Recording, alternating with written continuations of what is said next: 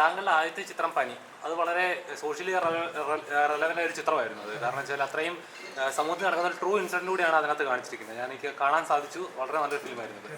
അപ്പം അതിൽ നിന്ന് എൻ്റെ ഡിഫറെൻ്റ് ആയിട്ട് കൊമേഴ്ഷ്യൽ ലെവലിലേക്ക് ഈ ഒരു ചിത്രം ചെയ്യാനുള്ളൊരു കാരണം എന്താണ്? ആദ്യത്തെ സിനിമ ഞാൻ ഓരോ സബ്ജക്റ്റിനെയും ബേസ് ചെയ്തിട്ടാണ് ഓരോ സിനിമ ചെയ്യാൻ ആഗ്രഹിക്കുന്നത്. എല്ലാം സബ്ജക്റ്റ് വൈസാണ് ഞാൻ അതിനെ സിനിമയെ അപ്രോച്ച് ചെയ്യാൻ ആഗ്രഹിക്കുന്നത്. അപ്പോൾ പനി അത്തരം സോഷ്യൽ റെലവൻ്റ് ആയിട്ടുള്ള സോഷ്യൽ ഇഷ്യൂ ആണ്. ഇന്ന് നടക്കുന്നൊരു കസ്റ്റമാണത് തമിഴ്നാട്ടിൽ.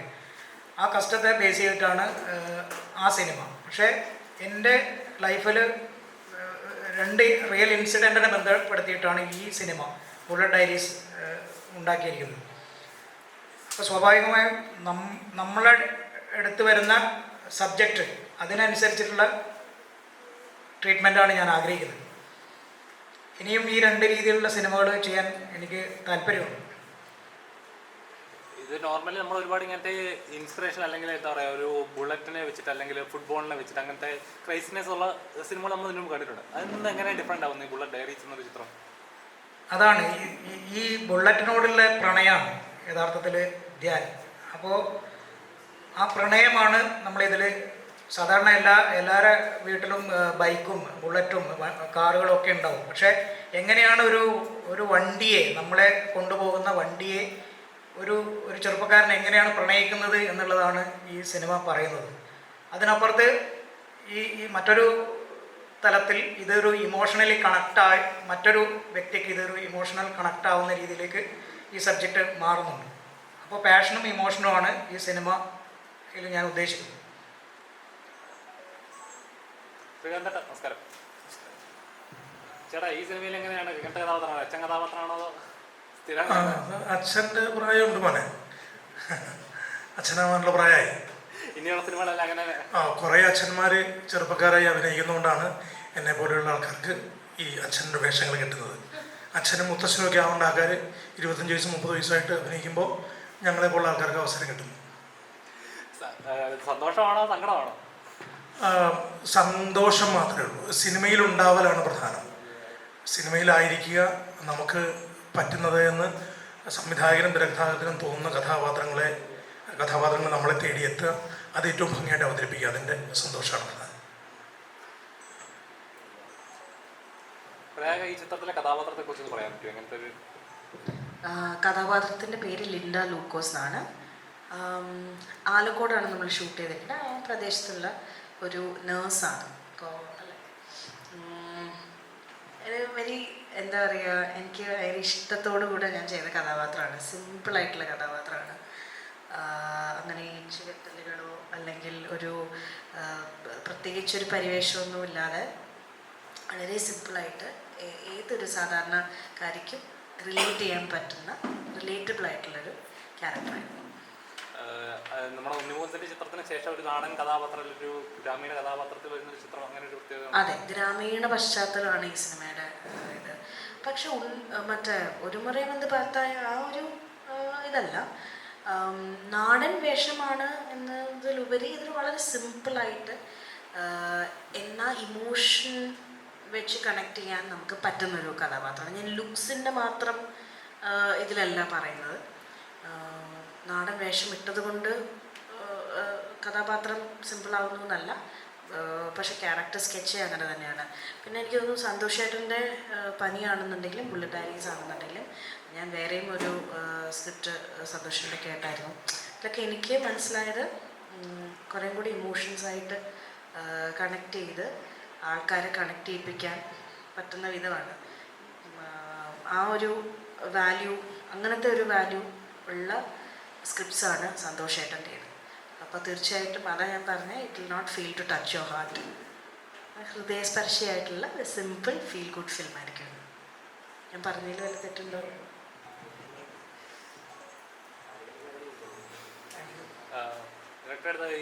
ഈ ആഴ്ചയിലെ ഒരുപാട് ചിത്രങ്ങൾ ഇറങ്ങുന്നുണ്ട്, വലിയ വലിയ ചിത്രങ്ങൾ ഇതിൻ്റെ കൂടെ ഇറങ്ങുന്നതാണ്. അപ്പം പിടിച്ചു നിൽക്കാമെന്ന് തോന്നുന്നുണ്ടോ? നമ്മുടെ സിനിമ നമുക്ക് ഏറ്റവും വലുതാണ്. അത് നമുക്ക് അതിലൊരു കോൺഫിഡൻസ് ഉണ്ട്. കാരണം വലിയ പടങ്ങളുടെ ഇടയിൽ തന്നെ ചെറിയ പടങ്ങളും അതിനും സാധ്യതയുണ്ടെന്നാണ് ഞാൻ വിശ്വസിക്കുന്നത്. അത്രേ പറയാൻ പറ്റുള്ളൂ. ഈ വലിയ മാർക്കറ്റിംഗ് രീതിയിൽ വെച്ചിട്ട് നമുക്ക് പിടിച്ചു നിന്നേ പറ്റൂ.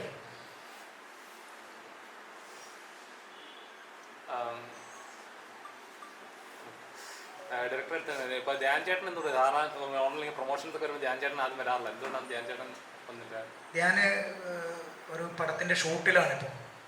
ഇന്ന് വൈകുന്നേരം ഒരു ഷൂട്ട് കഴിഞ്ഞിട്ട് പൊള്ളാച്ചിയിലേക്ക് വിനീത് ശ്രീനിവാസൻ്റെ പടത്തിലേക്ക് പോകണം. നല്ല തിരക്കിലാണ്, അതുകൊണ്ടാണ് ഞാൻ വരാത്തത്. അല്ലെങ്കിൽ മറ്റ് സമയക്കുറവ് കൊണ്ട് മാത്രമാണ്. ഞാനിതിൽ വളരെ നന്നായിട്ട് അഭിനയിച്ചിട്ടുണ്ട് കേട്ടോ. വളരെ റിയലിസ്റ്റിക്കായിട്ട് വളരെ ഗംഭീരമായിട്ടുള്ളൊരു എനിക്ക് തോന്നുന്നു വളരെ വ്യത്യസ്തമായിട്ടുള്ളൊരു ക്യാരക്ടറാണ് ഞാൻ ചെയ്തത്. അതേപോലെ പ്രയാഗയും പിന്നെ ശ്രീകാന്തും ഒക്കെ എല്ലാവരും അവരുടെ റോളുകൾ വളരെ രഞ്ജി പണിക്കർ സാറ് വളരെ നന്നായിട്ട് ഇതിലൊരു ഒരു സദാനന്ദ മാസ്റ്ററായിട്ട് ചെയ്തിട്ടുണ്ട്. എല്ലാവരും തോമസ് ഏട്ടനായിട്ടാണ് ശ്രീകാന്ത് ഏട്ടൻ വന്നിട്ടുള്ളത്. പ്രയാഗ ലിൻഡ ലൂക്കോസ് ആയിട്ടുള്ള ഒരു ആശുപത്രിയിലെ കോപ്പറേറ്റീവ് ആശുപത്രിയിലെ ഒരു നഴ്സാണ്. വളരെ ഡൗൺ ടു എർത്തിലെ കഥാപാത്രങ്ങളാണ് മുഴുവനും. ഒരു പക്ക പിന്നെ കണ്ണൂരെ ഹൈ റേഞ്ചിൽ മലയോരത്ത് താമസിക്കുന്ന ഒരു കട്ടപ്പനയിൽ നിന്ന് കണ്ണൂരിൽ വന്ന് താമസിക്കുന്ന ഒരു ക്രിസ്ത്യൻ കുടുംബത്തിൽ ഉണ്ടാകുന്ന സബ്ജക്റ്റാണ്. അതിനെ ഡെവലപ്പ് ചെയ്തിട്ടാണ് ഈ സബ്ജക്റ്റ് ഞാൻ സ്ക്രിപ്റ്റാക്കിയത്. നോർമലി ഇങ്ങനെ ഒരു ചിത്രം ഇറക്കുന്ന സമയത്ത് ഉറപ്പായും ഇതൊരു റീൽ ഇൻസിഡൻ്റ് ആണെന്ന് താങ്കൾ പറഞ്ഞു. അപ്പം ശരിക്കും ഇങ്ങനെ റീൽസ് അങ്ങനത്തെ അത്രയും പനി എന്ന ചിത്രം നോക്കിയാൽ അതൊരു റീൽ ഇൻസിഡൻറ്റ് ബേസ് ചെയ്തിട്ട് ഇങ്ങനെ റീൽ ഇൻസിഡൻസിനെ ബേസ് ചെയ്തുള്ള ചിത്രങ്ങൾ ഇൻസ്പയർ ചെയ്യുക, അത് എന്തെങ്കിലും മാറ്റം വരുത്തുന്നത് കരുതുന്നുണ്ടോ? കാരണം ഇപ്പോഴും അങ്ങനത്തെ കസ്റ്റമൊക്കെ നടക്കുന്നുണ്ട്. താങ്കളുടെ ചിത്രം ഇറങ്ങി അപ്പോൾ അങ്ങനത്തെ മെസ്സേജ് കിട്ടിയിട്ട് പോലും വലിയ മാറ്റങ്ങളൊന്നും സംഭവിച്ചിട്ടില്ല. അല്ല, അത്തരം സിനിമകൾ നമുക്ക് സിനിമ കൊണ്ട് ഈ ലോകം നന്നാക്കാൻ പറ്റുമെന്ന് ഞാൻ വിചാരിക്കുന്നില്ല. പക്ഷേ നമ്മളുടെ മീഡിയ എന്നുള്ള രീതിയിൽ, ഈ പവർഫുള്ളായിട്ടുള്ള ഈ മാധ്യമം എന്നുള്ള രീതിയിൽ നമുക്ക് ചെയ്യാൻ പറ്റുന്നത് നമുക്ക് ചെയ്യേണ്ടിയിരിക്കുന്നു. അതുകൊണ്ടാണ് പനി ഇപ്പോഴും നടക്കുന്നുണ്ട്. അവിടെ മേഴ്സി കില്ലിങ് ഇപ്പോഴും നടക്കുന്നുണ്ട്. മാതാപിതാക്കളെ മക്കൾ തന്നെ കൊല്ലുന്ന ഒരു ആചാരമാണ്. അതിന്ന് പല രീതിയിൽ അത് മിസ്യൂസ് ചെയ്യുകയാണ്. അതാണ് പനിയുടെ കാലിക പ്രസക്തി. അതുപോലെ ഇതും ഒരു ഫീൽ ഗുഡാണ്. നമ്മുടെ സമൂഹത്തിൽ നടക്കുന്ന ഒരു നടന്ന കാര്യമാണ് ഞാനിതിൽ പറയാൻ ഉദ്ദേശിക്കുന്നത്. ഇപ്പോൾ ഏറ്റവും ലേറ്റസ്റ്റ് ആയിട്ട് ഇറങ്ങിയ ഡാൻസ് പാർട്ടി അതൊരു ഭയങ്കര റോക്കറ്റായിട്ട് ഒരു ബ്ലാസ്റ്റ് ചെയ്യുന്ന തരത്തിലുള്ളൊരു കഥാപാത്രങ്ങൾ ചെയ്തിട്ടുണ്ട്. അപ്പം അതിൽ നിന്നും ഇതിലേക്ക് വരുന്നൊരു ഗ്രാമീണ ഒരു തരത്തിലുള്ള ഒരു സാധാ പെൺകുട്ടി എന്ന രീതിയിൽ അപ്പം ഏത് തരം ചെയ്യാനാണ് കൂടുതൽ ഇഷ്ടം? ഏത് തരം കഥാപാത്രം ചെയ്യാനാണ് ഏറ്റവും എളുപ്പം? അതിൽ എന്താണ് ലിൻഡ ലൂക്കോസ് അല്ലെങ്കിൽ ബുള്ളറ്റ് ഡയറീസിൽ നിന്നുമാണ് ഞാൻ ഡാൻസ് പാർട്ടിയിലേക്ക് പോയത്. കാരണം ബുള്ളറ്റ് ഡയറീസ് കുറച്ച് നാൾ മുൻപ് നമ്മൾ ഷൂട്ട് ചെയ്ത സിനിമയാണ്. ഡാൻസ് പാർട്ടി ഇപ്പോൾ just dance party so happened, അത്രയേ ഉള്ളൂ. അതായത് ഞാനിങ്ങനെ എനിക്കിഷ്ടമുള്ള പോലെ നടക്കുന്ന സമയത്ത്, ഞാൻ വലിയ കാര്യമായിട്ട് സിനിമയൊന്നും കമ്മിറ്റ് ചെയ്യാതിരിക്കുന്ന സമയത്ത് തലമുടിയിലൊക്കെ കളറടിച്ച് നടന്നപ്പോൾ സോൻ ചേട്ടൻ ഒരു സ്ക്രിപ്റ്റ് പറഞ്ഞു. അങ്ങനെ ഈ ലുക്ക് കുഴപ്പമില്ല പ്രയാഗ എന്ന് പറഞ്ഞു. അങ്ങനെ ചെയ്ത പടമാണ്, അത്രേ ഉള്ളൂ. ഇതങ്ങനെയല്ല, സ്ക്രിപ്റ്റ് കേട്ട് എനിക്ക് ഇഷ്ടമായി ചെയ്യണമെന്ന് ആഗ്രഹിച്ചു. കംഫർട്ടബിൾ ടീമാണ്. സന്തോഷ് ചേട്ടൻ is A sweet heart. Work ചെയ്യാനായിട്ടും അല്ലാതെ നല്ല മനുഷ്യൻ്റെ കൂടെ വർക്ക് ചെയ്യുന്ന പ്രതീതിയാണ് നമുക്കെപ്പോഴും. ശ്രീകാന്ത് ഏട്ടൻ it is more like a family member. ധ്യാനേട്ടനായിട്ട് എൻ്റെ രണ്ടാമത്തെ ചിത്രമാണ്. അപ്പം ഒരു വർക്കിംഗ് കെമിസ്ട്രി ഉണ്ട് നമുക്കപ്പം എല്ലാ ആസ്പെക്റ്റ് നോക്കുമ്പോഴും ഇത് എടുത്ത് ചെയ്യാമല്ലോ എന്ന് തോന്നി. അങ്ങനെ ചെയ്ത പടമാണ്. പിന്നെ പെർഫോമൻസ് വൈസ് ഞാൻ മലയാളത്തിൽ എനിക്ക് ഭയങ്കരമായിട്ട് പെർഫോമൻസ് സ്കോപ്പുള്ളൊരു കഥാപാത്രം കിട്ടിയിട്ടുണ്ടോയെന്ന് വെച്ചാൽ ഉണ്ടാവും. പക്ഷെ നിങ്ങളാരും ചിലപ്പം അത് അത്ര കമേഴ്ഷ്യലി ഇപ്പോൾ വിശ്വാസപൂർവ്വം മൻസൂറൊക്കെ ഞാൻ ചെയ്തിട്ടുണ്ട്, പി ടി കുഞ്ഞു മുഹമ്മദ് സാറിൻ്റെ. അത്തരം കഥാപാത്രങ്ങൾ സബ്സ്റ്റൻസുള്ള സ്പേസുള്ള എന്നെ ചാലഞ്ച് ചെയ്യുന്ന എന്നാണ് I think that's the right word. കഥാപാത്രങ്ങൾ ചെയ്യണം എന്ന് തന്നെയാണ് ആഗ്രഹം. പക്ഷെ നമുക്കിപ്പം ഡ്യൂ കോഴ്സിൽ വരുന്നതല്ലേ എടുക്കാൻ പറ്റുള്ളൂ. അങ്ങനെ വെച്ച് നോക്കുമ്പോൾ ലിൻഡ ലൂക്കോസ് ഒരു താരതമ്യേന നമ്മൾ ഡാൻസ് പാർട്ടി എന്ന് പറയുന്നത് അടിച്ച് പൊളിച്ച് ഒന്നും നോക്കാതെ ആഘോഷിച്ച് ചെയ്ത പാടമാണ്. ഷൈനുണ്ട്, ബാസിയുണ്ട്, വിഷ്ണുണ്ട്, സോമൻ ചേട്ടൻ, അങ്ങനെ സെലിബ്രേറ്റ് ചെയ്ത പാടമാണ്. ഇത് അങ്ങനെയല്ല, കുറച്ചും കൂടെ പ്രിപ്പറേഷനൊക്കെ ഉണ്ടായിരുന്നു. കഥാപാത്രം ഉൾക്കൊള്ളാനൊക്കെ ഞാൻ ശ്രമിച്ചിട്ടുണ്ട്. എത്രത്തോളം അത് വന്നു ആയി എന്നൊക്കെ ഉള്ളത് സംവിധായകനും പിന്നെ ഇനി നാളെ കാണാൻ പോകുന്ന നിങ്ങളെല്ലാവരുമാണത് തീരുമാനിക്കേണ്ടത്. But yeah, I hope to do more of these kind of roles that are relatable. അതെ, ഓഡിയൻസുമായിട്ട് കണക്ട് ചെയ്യുന്ന റോൾസ് ചെയ്യാൻ ആഗ്രഹമുണ്ട്. ഈ ടൈപ്പ് ക്യാരക്ടർ ചെയ്യാനാണ് ഈ പ്രേക്ഷകർക്ക് ഏറ്റവും കൂടുതൽ ഇഷ്ടം. പ്രയാഗെ ഈ ഗ്രാമീണ തലത്തിലുള്ള പശ്ചാത്തലത്തിലുള്ള ചെയ്യാനാണ് ഇന്ന് കമന്റിലൊക്കെ വരാറുണ്ട്, ശ്രദ്ധിക്കാറുണ്ടോ അങ്ങനെയൊക്കെ? തീർച്ചയായിട്ടും ഞാൻ എല്ലാം ശ്രദ്ധിക്കാറുണ്ട്. എല്ലാ തരത്തിലും ഒരു അവയർനെസ് വേണമല്ലോ ഒരു ആക്ടർ ആകുമ്പോൾ. പേഴ്സണൽ ലൈഫ് വേറെ, അതിപ്പോൾ എങ്ങനെ നടക്കുന്നു എന്താണ് ചെയ്യണമെന്നുള്ളതൊന്നും ആദ്യം ലുക്ക് ഔട്ട് ആവേണ്ട ആവശ്യമില്ല. പക്ഷേ കഥാപാത്രങ്ങൾ തീർച്ചയായിട്ടും ഓഡിയൻസ് എന്താണ് ഇതിൽ നിന്ന് എക്സ്പെക്റ്റ് ചെയ്യുന്നത്. പിന്നെ എൻ്റെ പൊട്ടൻഷ്യൽ ഞാനും എക്സ്പ്ലോർ ചെയ്ത് വരുന്നേ ഉള്ളൂ. അപ്പം എൻ്റെ പൊട്ടൻഷ്യൽ എന്താണെന്നുള്ളതോ ഒക്കെ ഇപ്പോൾ ആൾക്കാർക്ക് ചിലപ്പം എക്സ്പെക്റ്റ് ചെയ്തെടുക്കാൻ പറ്റിയെന്നൊന്നും വരില്ല. ഞാനും അങ്ങനെ പ്രൂവ് ചെയ്തിട്ടുള്ളൊരു ആക്ടറാണെന്ന് തോന്നുന്നില്ല. അങ്ങനെ ആ ഒരു പോയിന്റിലെത്തിയെന്ന് ഞാൻ വിചാരിക്കുന്നുമില്ല. അപ്പം അതിന് ഇനിയും ടൈമുണ്ട്. ഞാനങ്ങനെ ഒരു ഷെൽഫ് ലൈഫ് കാണുന്നില്ല. ഇത്രയും നാൾ സിനിമയിൽ നിന്നിട്ട് പിന്നെ അങ്ങനെയൊന്നുമില്ല. നമുക്ക് പറ്റാവുന്ന കാലത്തോളം സിനിമകൾ ചെയ്യാം, നല്ല കഥാപാത്രങ്ങൾ. എനിക്ക് ഒരു ധൃതിയില്ല. എന്നെ സമയമെടുത്ത് ആൾക്കാരെ അക്സെപ്റ്റ് ചെയ്താൽ മതി. പിന്നെ ഞാനും ബെറ്റർ ആവട്ടെ. ഞാനും ലൈഫിൽ കുറേ എക്സ്പീരിയൻസസ് ഒക്കെ കിട്ടി. നല്ല നല്ല സിനിമകൾ, നല്ല നല്ല ആക്ടേഴ്സിൻ്റെയും ടെക്നീഷ്യൻസിൻ്റെയും ഒക്കെ കൂടെ വർക്ക് ചെയ്ത് ഞാനും കുറച്ച് അറിവ് നേടട്ടെ. അപ്പം ഞാനും ഓട്ടോമാറ്റിക്കലി നാച്ചുറലി ബെറ്റർ ആവും. നാച്ചുറൽ പ്രോഗ്രഷൻ ഉണ്ടല്ലോ എല്ലാ ആക്ടേഴ്സിനും, അല്ല എല്ലാ ആർട്ടിസ്റ്റുകൾക്കും. അപ്പോൾ അങ്ങനെയുള്ളൊരു ഗ്രോത്ത് എനിക്കും ഉണ്ടാവണം, അല്ലെങ്കിൽ ഉണ്ടാവട്ടെ എന്നാണ് ഞാൻ വിചാരിക്കുന്നത്. ഇപ്പോൾ തമിഴിലെ ചിത്രം നല്ല രീതിയിൽ ഒരു വൈറലൊരു ചിത്രമായിരുന്നു അത്. നവരസാല അത്രയും ക്യാരക്ടർ അത്ര ഡെപ്തുള്ള നവരസാലെ നവരസ ആദ്യം ചെയ്തത്. അപ്പോൾ അങ്ങനത്തെ ഒരു കഥാപാത്രം, അതേപോലത്തെ കഥാപാത്രം മലയാളത്തിൽ കിട്ടണമെന്ന് ആഗ്രഹിച്ചിട്ടുണ്ട്. അതുപോലത്തെ ഇനിയിപ്പോൾ എനിക്ക് ചെയ്യേണ്ട ആവശ്യമില്ലല്ലോ. അല്ലെങ്കിൽ മലയാളത്തിൽ അതേപോലെ റെലവൻ്റ് ആയിട്ടുള്ള അത്രയും ഡെപ്തുള്ള okay, now I get your point. Yes, തമിഴിൽ പിസാസ് ഞാൻ ചെയ്തത് മിഷ്കിൻ സാറിൻ്റെ പിസാസ് എനിക്ക് ഒത്തിരി ഇപ്പോഴും ആൾക്കാർ അത് നോട്ട് ചെയ്ത് സംസാരിക്കാറുണ്ട്. എന്നാൽ എനിക്ക് ഒരു ഡയലോഗേ ഉള്ളൂ ആ സിനിമയിൽ. അപ്പ എന്ന് വിളിക്കുന്നു, ഒറ്റ ഒരു ഡയലോഗ്. അപ്പം അങ്ങനെ പറയുമ്പോൾ നവരസയിൽ ഒരുപാട് ഡയലോഗുണ്ട്, പാട്ടുണ്ട്. ഡെഫിനറ്റ്ലി ഗൗതം സാറിൻ്റെ സ്ക്രിപ്റ്റും ഡിറക്ഷനും, Suriya sir, Netflix, PC Sriram sir, Maniratnam sir producing it. That was like a package, like a performance, out and out, തുടക്കം തൊട്ട് ഒടുക്കം വരെ. പറയുന്നത് എത്രത്തോളം ഇമ്പാക്റ്റ് ഒരു കഥാപാത്രം ഓഡിയൻസിൽ ഉണ്ടാക്കുന്നു എന്നതിൽ കൂടെയുണ്ട് കുറച്ച് കാര്യങ്ങൾ. അപ്പം ഇമ്പാക്റ്റ്ഫുൾ ആയിട്ടുള്ള, ഇപ്പം നാളെ എനിക്ക് സന്തോഷമായിട്ട് നല്ലൊരു സ്ക്രിപ്റ്റ് എനിക്ക് തന്നിട്ട് എൻ്റെ അടുത്ത് പറയാണ്, പ്രയാഗ ഒരു 5 മിനിറ്റേ ഉള്ളൂ, അല്ലെങ്കിൽ ഒരു 5 സീനേ ഉള്ളൂ, but if that is impactful, if as an actor എനിക്കത് ചലഞ്ചിങ് ആയിട്ട് എൻ്റെ ആക്ടറിൻ്റെ ബെസ്റ്റ് പുറത്ത് കൊണ്ടുവരാൻ പൊട്ടൻഷ്യലുള്ളൊരു കഥാപാത്രമാണെന്നുണ്ടെങ്കിൽ ഡെഫിനറ്റ്ലി എനിക്കിനി അങ്ങനത്തെ കുറച്ച് സ്പേസ് ക്യാരക്ടേഴ്സ് എക്സ്പ്ലോർ ചെയ്യണം എന്നാണ്. ഈ നായിക എന്ന് പറഞ്ഞ മറ്റേ ആ ഒരു ബോക്സിൽ മാത്രം നിൽക്കണം. ഞാൻ I don't care how people see me, view me. ഒരു പോയിന്റ് വരെയാ, പക്ഷെ അത് കഴിഞ്ഞ് കഴിഞ്ഞിട്ട് ഐ ഡോണ്ട് റിയലി കെയർ. അപ്പം I would also like to explore character roles. So yeah, that's about it. കൂടെ അഭിനയിക്കുന്നുണ്ട് പ്രയാഗ മാർട്ടിൻ അല്ലെങ്കിൽ നമ്മുടെ ധ്യാൻ ശ്രീനിവാസ്, ഇവരൊക്കെ പുതുതലമുറയിൽ ഇപ്പോൾ ഭയങ്കര എനർജറ്റിക് ആയിട്ട് പെർഫോമൻസ് ചെയ്യുന്ന ആൾക്കാരാണ്. അപ്പം അവരുടെ കൂടെയൊക്കെ പിടിച്ചു നിൽക്കാൻ ബുദ്ധിമുട്ടുണ്ടായോ? നല്ല ചോദ്യമാണ്. അഭിനയത്തിൻ്റെ കാര്യത്തിൽ ഞാനും പുതിയ മുഖമല്ലേ, ഞാൻ പഴയ ആളല്ല. ഞാനും കുറച്ച് മുമ്പ് പ്രയാഗ പറഞ്ഞതുപോലെ പുതിയ എന്തെങ്കിലുമൊക്കെ പരിപാടികൾ, ഈ അച്ഛൻ പരിപാടി അല്ലാതെ വേറെ എന്തെങ്കിലും കിട്ടാനുള്ള ശ്രമങ്ങൾ നടത്തുന്നുണ്ട്. പോലീസുകാരനായിട്ടാണ് ഇപ്പം ഒരു 13-14 സിനിമകൾ അഭിനയിച്ചത്. ഞാൻ നേരത്തെ പറഞ്ഞത് തന്നെ എനിക്ക് പറയാനുള്ളൂ. നമുക്ക് സിനിമ മാറുന്നുണ്ട്, സിനിമയിലെ കഥ പറച്ചിൽ മാറുന്നുണ്ട് അല്ലേ, നമ്മുടെ പുതിയ സങ്കേതങ്ങൾ ഉപയോഗിക്കുന്നുണ്ട്. അതിൻ്റെ കൂടെ നിൽക്കുമ്പോൾ അത് എനിക്ക് മാത്രമല്ല എല്ലാവർക്കും ഇത് ചലഞ്ചാണ്. പെർഫോം ചെയ്യുമ്പോഴും നമുക്ക് കൂടെ നിൽക്കുന്ന ആർട്ടിസ്റ്റുകളും ഒക്കെ ആ ചലഞ്ച് ഏറ്റെടുത്തുകൊണ്ട് ചെയ്യുമ്പോൾ നമ്മളും എക്സൈറ്റഡ് ആവുന്നുണ്ട്.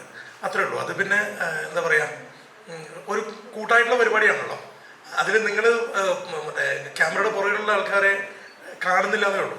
അവരാണ് നമ്മളെ കൊണ്ട് ഇതൊക്കെ ചെയ്യിപ്പിക്കുന്നത്. അപ്പോൾ എന്നെ സംബന്ധിച്ചിടത്തോളം എൻ്റെ കഥാപാത്രങ്ങളെ തീരുമാനിക്കുന്നത് പലപ്പോഴും എത്രയോ നാൾ മുമ്പ് ഇതിൻ്റെ തിരക്കഥാകൃത്തും സംവിധായകനൊക്കെയാണ്. ഇത് ശ്രീകാന്ത് മുരളിയാണ് ചെയ്യേണ്ടതെന്ന് അവർ എത്രയോ നാൾ മുമ്പ് തീരുമാനിച്ചിട്ടാണ്. അപ്പോൾ അതുകൊണ്ട് പകുതി ജോലി കഴിഞ്ഞു. നമ്മളാണിത് ചെയ്യേണ്ടതെന്ന് അവർ തീരുമാനിച്ചു കഴിഞ്ഞു. പിന്നീട് അവർക്ക് നമുക്ക് ബ്രീഫ് വരുന്നു. ആ ബ്രീഫ് അനുസരിച്ചിട്ട് അവർ പറയുന്നിടത്തേക്ക് എത്തിക്കാനുള്ള ശ്രമങ്ങളാണ്. അത് ശരിക്കും ചലഞ്ച് തന്നെയാണ്. പുതിയ ആൾക്കാർ എന്നൊന്നുമില്ല. നമ്മൾ ക്യാമറ ഓൺ ആയാൽ പിന്നെ പുതിയതും പഴയതൊന്നുമില്ല. അതിനു വേണ്ടി പ്രിപ്പയർ ആവുക ചെയ്യുക എന്നുള്ളതാണ്. അത്തരത്തിലുള്ള പ്രിപ്പറേഷൻസ് നടക്കുന്നത് പ്രത്യേകം ശ്രദ്ധിക്കാറുണ്ട്. ഇപ്പോൾ പ്രയാഗൊപ്പായാലും ധ്യാൻ്റെ ഒപ്പൊക്കെ ആയാലും അതിന് മുമ്പുള്ള പ്രീ വർക്ക്സ്, ഇപ്പം ഷൂട്ടിങ്ങിന് വേണ്ടി വെയിറ്റ് ചെയ്തിരിക്കുന്ന സമയങ്ങളിലൊക്കെ ഡയലോഗ്സ് വീണ്ടും ഒന്നുകൂടി പറഞ്ഞു നോക്കുകയും ഇങ്ങനെ പറഞ്ഞാൽ ശരിയാവുമെന്ന് നോക്കുകയും ചെയ്യുന്ന ആളാണ് ഞാൻ. അത് ആ പ്രോസസ്സ് വളരെ നന്നായിട്ട് എൻജോയ് ചെയ്യുന്നുണ്ട്. ശരിക്കും ഒരു പരിധിവരെ ഞാൻ ആ കാര്യത്തിൽ രക്ഷപ്പെടുന്നുണ്ട്. അതുകൊണ്ടാണല്ലോ ഞാനിപ്പോഴും ഇവിടെ ഉള്ളത്. പ്രത്യേകം ശ്രദ്ധിക്കാറുണ്ട്. കൂടെ നിൽക്കുന്ന കൂടെയുള്ള ഫ്രെയിമിൽ നമ്മുടെ ഒപ്പമുള്ള ആൾക്കാരാണ് ആ സമയത്ത് നമുക്കൊപ്പം ഉള്ളൂ. ബാക്കി എല്ലാവരും പിന്നോട്ട് മാറിയിട്ട് ക്യാമറ ഓൺ ആവുകയാണല്ലോ. അപ്പോൾ അത് ശരിക്കും ചലഞ്ച് തന്നെയാണ്. ഇപ്പം കാണുന്നത് നിങ്ങൾക്ക് എല്ലാവർക്കും അറിയാവുന്ന കാര്യമാണ്. നമ്മൾ ഒരു ടേക്കേ കാണുന്നുള്ളൂ. കുറച്ച് എത്രയോ ടേക്കുകൾ കഴിഞ്ഞിട്ടാണ് ഒരു ടേക്കിലേക്ക് നമ്മൾ എത്തുന്നത്. അപ്പോൾ ആ പ്രോസസ്സ് എപ്പോഴും എൻജോയ് ചെയ്യുന്നുണ്ട്. എനിക്ക് തോന്നുന്നു കുറച്ചു കാലം കൂടി എനിക്ക് പിടിച്ചു നിൽക്കാൻ പറ്റും. ചേട്ടാ, ഇപ്പോൾ വലിയൊരു ആക്ഷൻ സിനിമകളുടെ പാക്കേജുകൾ കഴിഞ്ഞിട്ട് കുറച്ചുകൂടെ ഫാമിലി ഓറിയൻറ്റഡ് സിനിമകൾ അടുപ്പിച്ച് വന്നുകൊണ്ടിരിക്കുക. ഇപ്പോൾ ഫാമിലി അങ്ങനത്തെ ചിത്രങ്ങൾ, ഫിലിംസ് ചിത്രങ്ങൾ വന്നുകൊണ്ടിരിക്കുക. അപ്പോൾ അങ്ങനെയുള്ള സാഹചര്യത്തിലാണോ ഇങ്ങനൊരു സിനിമ എത്രത്തോളം റെലവൻ്റ് ആയിട്ട് വരുന്നുണ്ട്? കാരണം വെച്ചാൽ ഓടാൻ സാധ്യതയുണ്ടോ? യെസ്, ശരിക്കും ഈ ബുള്ളറ്റ് ഡയറീസിൻ്റെ റിലീസിനെ കുറിച്ചാണ് ഉദ്ദേശിച്ചതെങ്കിൽ അതൊരു കോയിൻസിഡൻ്റൽ സംഗതിയാണ്. നമ്മളിത് ശരിക്കും ഒരു 1.5 വർഷം മുമ്പൊക്കെ നമ്മൾ ഏറെക്കുറെ സിനിമ തീർത്ത് റിലീസ് ചെയ്യണമെന്ന് ആഗ്രഹിച്ചതാണ്. പല കാരണങ്ങളാണ്. കൊറോണ ഇഷ്യൂസ് വന്നു, പല സിനിമകളും റിലീസ് ചെയ്യാൻ വെച്ചിരുന്നതെല്ലാം ലേറ്റായി. അപ്പോൾ നമ്മുടെ സിനിമ കൊച്ചു സിനിമ ആയതുകൊണ്ട് തന്നെ അതിൻ്റെ റിലീസിന് തിയേറ്ററുകൾ കിട്ടലും ഡിസ്ട്രിബ്യൂഷൻ പരിപാടികൾ ശരിയാവലൊക്കെ ആയിട്ട് സ്വാഭാവികമായിട്ടും വരാവുന്ന ഡിലേ വന്നു. പക്ഷേ അത് വന്ന് ഭവിച്ചത് കുറച്ച് മുമ്പ് സുഹൃത്ത് പറഞ്ഞതുപോലെ ഫാമിലി സിനിമകളുടെ കൂടെ വന്നു. അതൊരു ബ്ലെസ്സിങ് ഇൻ ഡിസ്ഗൈസ് ആയിട്ട് ഞാൻ വിചാരിക്കുന്നു.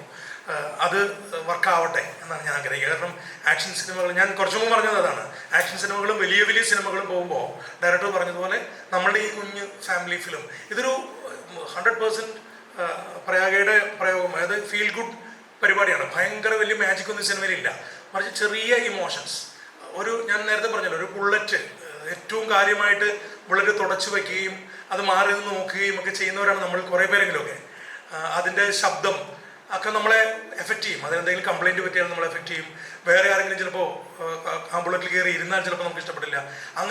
അങ്ങനെയുള്ളവരുമുണ്ട്. മറ്റുള്ള ആൾക്കാർ വണ്ടി എടുത്തുകൊണ്ട് പോകുമ്പോൾ സന്തോഷിക്കുന്നവരുണ്ട്. അപ്പോൾ ഭയങ്കര ഒബ്സെഷനുള്ള ഒരു കഥയാണ്. അപ്പോൾ നമുക്കെല്ലാവർക്കും നമ്മളുടെ എല്ലാം ഉള്ളിലെ ആ ഒരു ആത്മാംശം പിടികിട്ടുന്ന എനിക്ക് തോന്നുന്നു. നമ്മളെ റിലേറ്റ് ചെയ്യും. അത് ഒരാളല്ല, 2 പേരുണ്ട് സിനിമയിൽ. ഇതിനോട് 2 പേരുടെയും അഗ്രസീവ് നേച്ചറുണ്ട്. ഇതിനെ കാണുന്ന 2 രീതിയിലാണ്. അതാണ് ഈ സിനിമയുടെ ടോട്ടൽ കഥയുടെ പോക്ക്. നാളെ കാണാൻ വരുന്ന പ്രേക്ഷകരോട് എന്താണ് പറയാനുള്ളത്? ഞാനാണോ പറയേണ്ടത്? ഞാൻ എല്ലാവരും പറയാം. ഓക്കെ, ഇതൊരു കൊച്ചു സിനിമയാണ്. നേരത്തെ പറഞ്ഞത് തന്നെ കടമെടുത്തുകൊണ്ട് പറഞ്ഞാൽ ഭയങ്കര ബഹളങ്ങളും ഭയങ്കര അവകാശവാദങ്ങളൊന്നുമില്ല. വളരെ സാധാരണയായൊരു സിനിമ. വളരെ നല്ല പെർഫോമൻസസ് കാണാൻ പറ്റും ഈ സിനിമയിൽ. ധ്യാൻ ശ്രീനിവാസൻ്റെ, ഞാൻ ഈ അടുത്ത കാലത്ത് ധാരാളം സിനിമകൾ അഭിനയിച്ചുകൊണ്ടിരിക്കുന്ന ആളാണ്. ധാരാളം സിനിമ റിലീസാവുന്നുണ്ട്. ധ്യാനിൻ്റെ വളരെ വളരെ എന്താ പറയുക, ഉള്ളുതൊട്ട് വളരെ സ്വാഭാവികമായി അഭിനയിച്ച ഇമോഷൻസൊക്കെ വളരെ ടൈം എടുത്ത് അതിന് സമയം കൊടുത്തു ഡയറക്ടർ. അങ്ങനെ ഉണ്ടായിട്ടുള്ളൊരു സിനിമയാണ്. പ്രയാഗയുടേതായാലും കുറച്ച് മുമ്പ് പറഞ്ഞല്ലോ, ഡാൻസ് പാർട്ടിയൊക്കെ നടക്കുമ്പോൾ പ്രയാഗ പറയുമ്പോഴാണ് ഞാനത് ഓർത്തത്. ഡാൻസ് പാർട്ടി ഷൂട്ട് ചെയ്തിട്ട് കുറച്ച് നാളായിട്ടുള്ളൂ. കുറച്ച് സിനുവും സോഹനൊക്കെ എൻ്റെ സുഹൃത്താണ്, എൻ്റെ അനുജനാണ് ആ ഫിലിമിൻ്റെ എഡിറ്റർ. അപ്പോൾ അതിൻ്റെ പ്രോസസ്സൊക്കെ ഞാൻ അറിഞ്ഞുകൊണ്ടിരുന്നു. മറിച്ച് ഈ സിനിമ കുറേ കാലം മുമ്പാണ് ചെയ്തത്. അപ്പോൾ എല്ലാവർക്കും ആ ഒരു സമയം, ആ ഒരു സ്ഥലം, ആ ഒരു ടെറൈൻ, ആ ഒരു വീടും, ഞങ്ങളെല്ലാവരും അതിലെ കഥാപാത്രങ്ങളായിട്ട് മാറുമായിരുന്നു. അവിടെ ഉണ്ടായിരുന്നത് മാവ് പോലെയൊക്കെ ഞങ്ങളും അവിടെ കഥാപാത്രങ്ങളാവുമായിരുന്നു.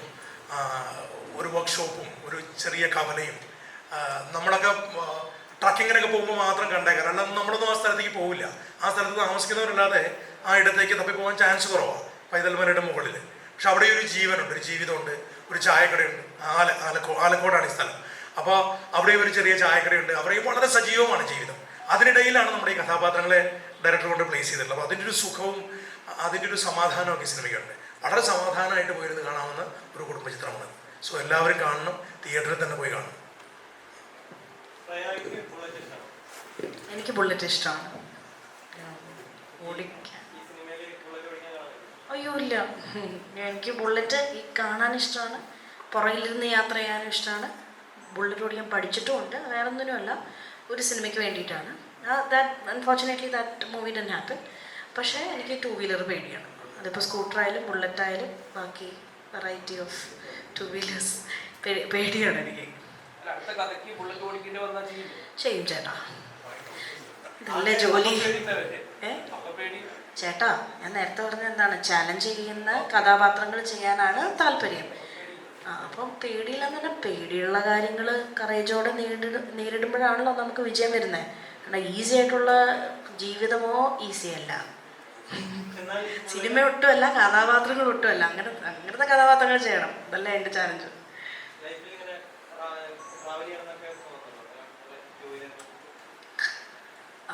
ഇല്ല, പേടിയാണെന്ന് പറഞ്ഞല്ലോ. ആ സിനിമയിലൊക്കെ ഇങ്ങനെ പഠിച്ചിട്ട് ഓടിച്ചാൽ പോരെ, അതൊക്കെ കുഴപ്പമില്ല. ഒരു ആക്ഷൻ കട്ടിൻ്റെ ഇടയിൽ മാത്രമേ നിൽക്കുള്ളൂ.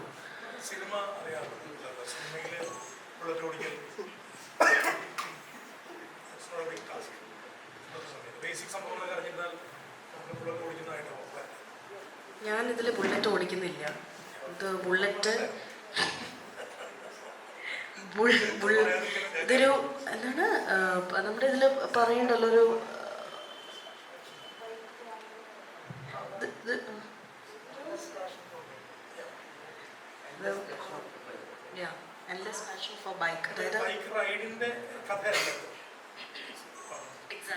ഇത് ബൈക്ക് റൈഡറുടെ കഥയല്ല, ബൈക്കിനെ സ്നേഹിക്കുന്ന ഒരാളുടെ കഥയാണ്. ആരും അങ്ങനെ വിചാരിക്കരുത്. റോഡ് മൂവി അല്ല ഇത്. ഇതൊരു ഒരു സ്ഥലത്ത് മാത്രമുള്ള ഒരു ബൈക്കിനെ സ്നേഹിക്കുന്ന ഒരാളുടെ കഥയാണ്. അങ്ങനെ ധരിക്കാനേ പാടില്ല. ഓക്കെ, കുട്ടി മാത്രമാണ് അല്ലേ? സ്കൂട്ടർ ഞാൻ ഓടിക്കുന്നുണ്ട്, അന്തസ്സായിട്ട് വീഴുന്നുമുണ്ട് സ്കൂട്ടറിൽ.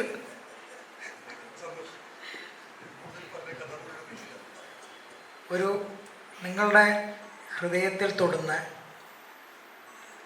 ഒരു കൊച്ചു സിനിമ. എന്തായാലും മനസ്സിൽ ഒരു ഫീൽ ഉണ്ടാക്കാതെ ഈ സിനിമ കണ്ട് നിങ്ങൾക്ക് പോകാൻ പറ്റില്ല. നേരത്തെ പറഞ്ഞ ചേട്ടൻ കണ്ടതുപോലെ എൻ്റെ ആദ്യത്തെ സിനിമ നിങ്ങൾ കണ്ടു എന്നല്ല പറഞ്ഞു. അപ്പോൾ എന്താണ് തോന്നിയത്? നല്ല ഇമോഷണൽ മൂവിയായിരുന്നു. ശരിക്കും സ്ക്രീൻ കാണുമ്പോൾ ആ ഒരു ഫീൽ നമുക്ക് മനസ്സിലായിരുന്നു, എത്രത്തോളം കിട്ടുന്നുണ്ടല്ലോ. അതുപോലെ അതേപോലെ തന്നെ മറ്റൊരു ഇമോഷണൽ ഫീൽ ഗുഡ്, അത്യാവശ്യം കോമഡിയൊക്കെ ജോണി ആൻ്റണി സാറൊക്കെ പിന്നെ അൽത്താഫൊക്കെ നന്നായിട്ട് കോമഡിയൊക്കെ ചെയ്തിട്ടുണ്ട്. അങ്ങനെ ഇമോഷനും പാഷനും അതാണ് ഈ സിനിമ. കൊച്ചു സിനിമയാണ്, വലിയ സിനിമകൾ വരുന്നുണ്ട് അടുത്താഴ്ച. അപ്പോൾ അതിൻ്റെ ഒന്നിച്ച് നമ്മുടെ കൊച്ചു സിനിമയും പ്രേക്ഷകർ ഇഷ്ടപ്പെടും എന്നുള്ള വിശ്വാസത്തിലാണ് നാളെ തിയേറ്ററിൽ മുഴുവൻ ആൾക്കാരും പോയി കാണണമെന്ന് അഭ്യർത്ഥിക്കുകയാണ്.